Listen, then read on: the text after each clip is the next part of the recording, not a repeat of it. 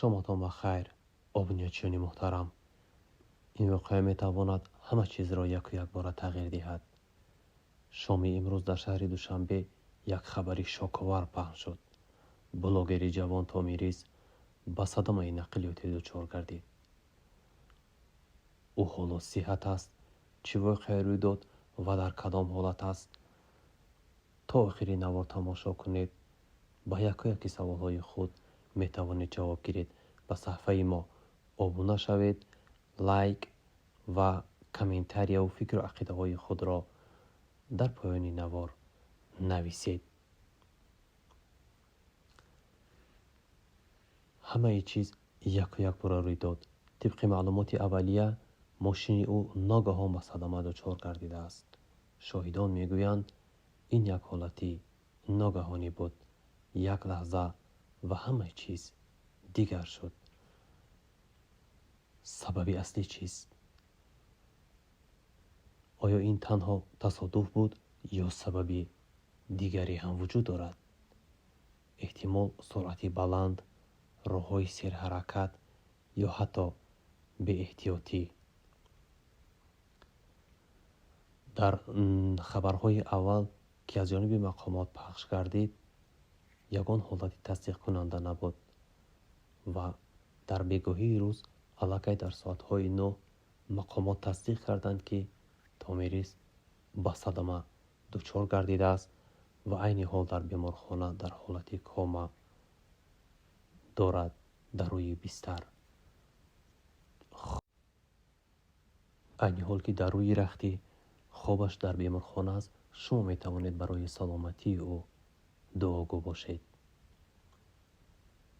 خورشید تومیریز بلاگری جوان است که الکی زیاده از 300,000 آبونچی تنها در صفحه اینستاگرامی خود دارد. اینچنین در فیسبوک نیز او به نهایت فعال است. او با ویدیوهای عادی ولی صمیمی، حیات هر روزه و نزدیک بودن به مردم دل پیروانش را به دست آورده است. برای بعضی او تنها بلاگر نیست بلکه الهام است. یک الهامی که انسانیت در او خودش را دیده میتواند. همین که خبر پخش شد به قول مردم اینترنت ترکید.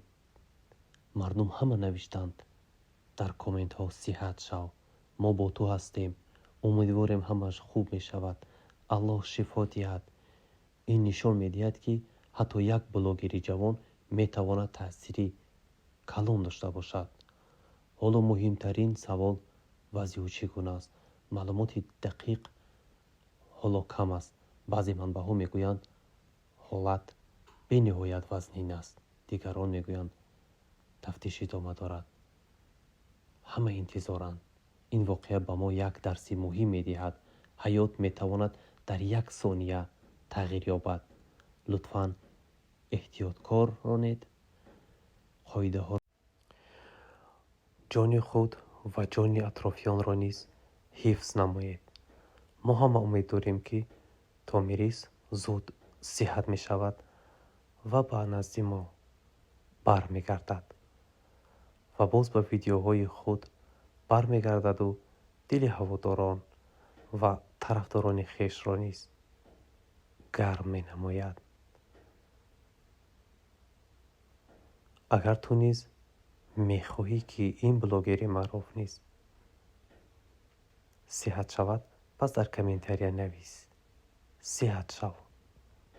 شاید با همین یک سخنی خوبی نوشته ای تو او نیز شفا می یابد و با زندگی دوباره دیگه خود برمیگردد.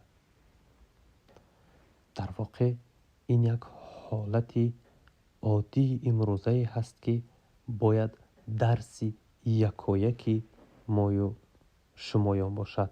ما از این پند روزگار باید درس گیریم که چون این زندگی، این روزگار نه همیشه برای ما ساده بوده است.